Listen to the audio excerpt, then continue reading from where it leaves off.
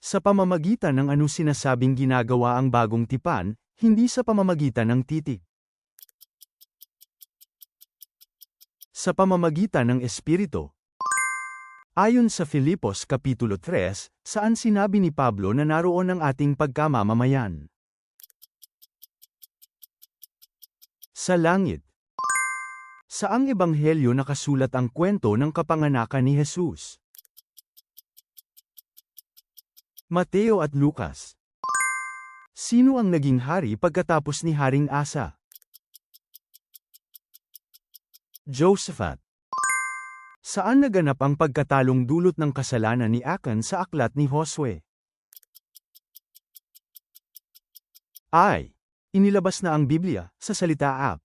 Pagbabasa ng Biblia, multiple choice na quiz sa Biblia na may mga pahiwatig at paliwanag. Pagsasaulo ng Biblia at Havruta Family Devotion. Maaari mo itong i-install sa pamamagitan ng pag-click sa link ng profile ng channel.